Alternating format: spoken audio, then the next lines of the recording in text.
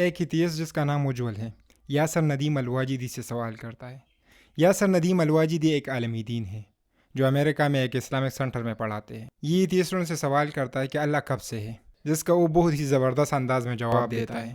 ویسے سارے مذاہب والے یہ مانتے ہیں کہ اللہ ہے اور ہمیشہ سے ہے، لیکن کچھ طبقے ایسے ہیں جو اللہ کو نہیں مانتے، تو اس طرح کے سوالات بھی اٹھاتے ہیں، جیسے کہ اللہ کب سے ہے، کہاں ہے، کس حال میں ہے، اس کائنات میں ہے یا کائنات سے باہر ہے، کائنات سے بڑا ہے یا کائنات اس سے بڑا ہے، اسے موت آتی ہے نہیں آتی، بھوک آتی ہے نہیں آتی، اس طرح کے سوالات بھی کرتے ہیں۔ تو یہ بھی ایتھیسٹ الواجدی سے سوال کرتا ہے کہ اللہ کب سے ہے، جس کا جواب آپ خود سنیے کہ کیسے الواجدی اسے زبردست جواب دیتا ہے۔ کہ آپ نے کمپیوٹر بنایا ہے نا؟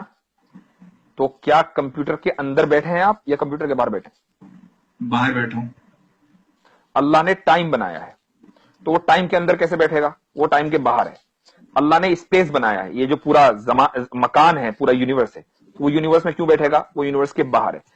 تو جب وہ ٹائم بنانے کے بعد ٹائم سے باہر ہے تو آپ اس کو یہ نہیں کہہ سکتے کہ وہ فلاں ٹائم میں تو تھا، اس سے پہلے نہیں تھا۔ ٹھیک ہے، جب کمپیوٹر بنانے والا کمپیوٹر سے باہر ہے تو ٹائم بنانے والا ٹائم کے اندر کیسے ہوگا؟ ٹھیک ہے، تو بٹ اس کا بھی تو ایک ٹائم ہوگا نا، اس کا بھی تو ایک اسپیس ہوگا جس میں وہ ہے۔ یہ کیا بات ہوئی؟ ابھی میں نے آپ سے کہا کہ جب کمپیوٹر بنانے والا کمپیوٹر میں نہیں ہے تو ٹائم بنانے والا ٹائم میں نہیں ہے، ٹائم سے پہلے ہے۔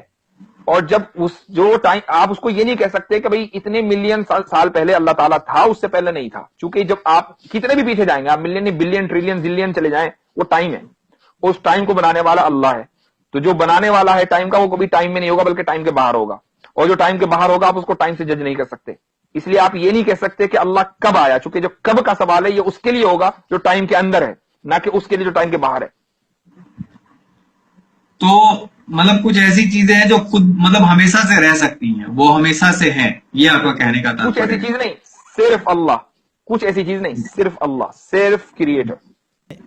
اس ویڈیو سے آپ کو معلوم ہوا ہوگا کہ جو چیز اللہ نے انسانوں کے لیے بنائی ہے اسے اللہ پہ فٹ نہیں کیا جا سکتا، لیکن بہت سے احمق لوگ ہوتے ہیں جو اسے اللہ پہ فٹ کرنے کی کوشش کرتے ہیں، جبکہ اللہ نے قرآن میں صاف الفاظ میں کہہ دیا ہے کہ اللہ ایک ہے، نہ اس کا کوئی شریک ہے، نہ ہمسر، نہ اسے نیند آتی ہے نہ اونگ، نہ اسے موت آتی ہے نہ تھکاوٹ، وہ ان سب چیزوں سے پاک ہے۔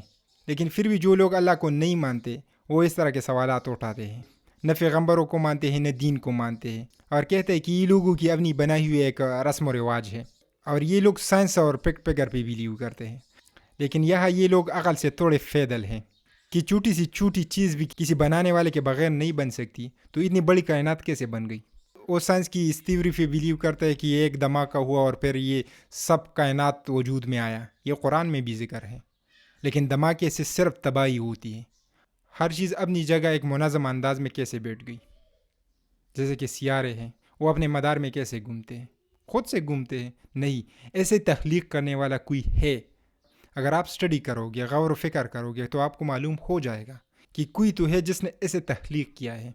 بغیر کسی تخلیق کے ایسی بڑی کائنات نہیں بن سکتی۔